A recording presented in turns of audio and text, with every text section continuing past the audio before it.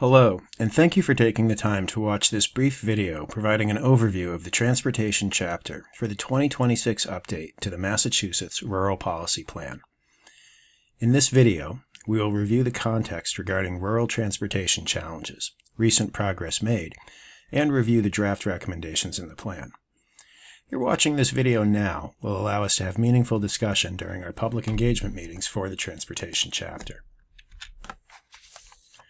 When we meet via Zoom to hear your feedback, some of the primary questions we will have for attendees are: does the summary of this chapter's challenges, successes, and achievements feel right and representative of your community? Which of the recommendations would make the biggest difference in your community? And what is missing? The transportation goal in the draft 2026 Rural Policy Plan is to secure stable, codified funding and programs that reflect rural conditions, so rural Massachusetts has climate-resilient, safe transportation systems that provide reliable mobility and protect critical infrastructure. Since the 2019 Rural Policy Plan, rural advocates and partners have made notable progress in educating the legislature, the governor's administration, and MassDOT about the distinct transportation needs of rural communities. Rural municipalities continue to face systemic barriers: funding formulas that rely heavily on population, large shares of highly vulnerable unpaved roads, aging culvert infrastructure, limited local capacity to navigate complex design and permitting, transit and passenger rail models that were designed for denser, urbanized regions, and safety measures that often do not address the challenges of rural roads. Since 2019, several new funding streams and initiatives have begun to address these issues, many supported by fair share revenue dedicated to education and transportation. In FY26, the Chapter 90 program was increased to $300 million, with an additional $100 million distributed by road miles only. This distribution method significantly boosted allocations for many rural communities and partially corrected long-standing inequities for municipalities with extensive local road networks. Fair Share dollars have also supported a $7 million pilot unpaved roads grant program that is expected to fund its first projects in FY27, and culvert and small bridge funding has been increased by approximately $230 million, better reflecting the outsized role these assets play in rural resilience. At the same time, regional transit authorities and community partners have leveraged legislative earmarks, MassDOT discretionary grants, healthcare system investments, private donations, and philanthropic support to pilot and scale microtransit and other flexible services that reach communities never previously served by public transit. Additionally, transit is currently fare-free through existing legislation, which further supports rural communities. The MassDOT Compass Rail planning effort acknowledges the need for expanded west-east passenger rail service.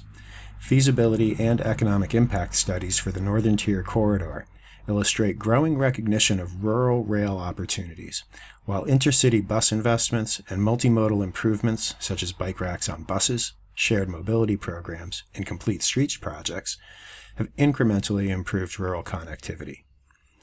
A multimodal transportation system that links rural, suburban, and urban places enhances economic activity, equity and social inclusion, public health and safety, and environmental sustainability for all communities in the Commonwealth.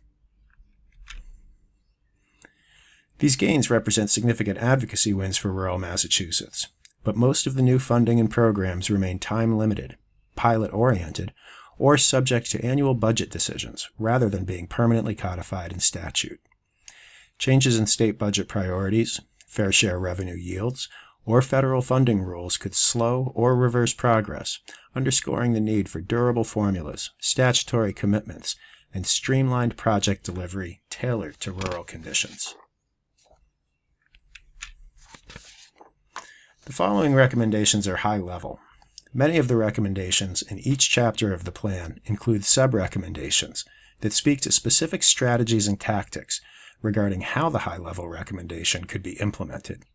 We strongly encourage you to review the PDF of the full recommendations for this chapter at the same URL through which you accessed this video.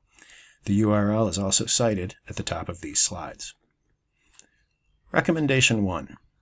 Permanently increase Chapter 90 funding to at least $300 million annually. Index all future allocations to inflation.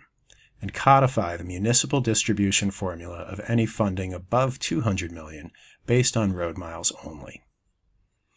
2. Maintain, increase, and create new funding for uniquely rural transportation challenges. 3. Recognize the capacity constraints of rural municipalities and direct state agencies to provide technical assistance and/or simplify, streamline, and standardize design, permitting, and approval processes for transportation projects. 4. Continue to support, expand, and enhance microtransit and other flexible services provided by rural RTAs and partners. 5. Provide efficient and reliable passenger rail, intercity bus service, and other multimodal connections linking rural areas to one another and to urban centers. 6. Include rural roadway safety in the statewide Strategic Highway Safety Plan. Lastly, 7. As the Commonwealth considers an alternative to the gas tax to generate adequate revenue for future transportation safety and maintenance, like congestion pricing and/or vehicle miles traveled, rural impacts should be carefully examined to ensure fairness and equity for all residents. Those are the high-level recommendations for this chapter. Again, when we meet for our feedback session, what we hope to learn from you is, does the summary of this chapter's challenges, successes, and achievements feel right and representative of your community?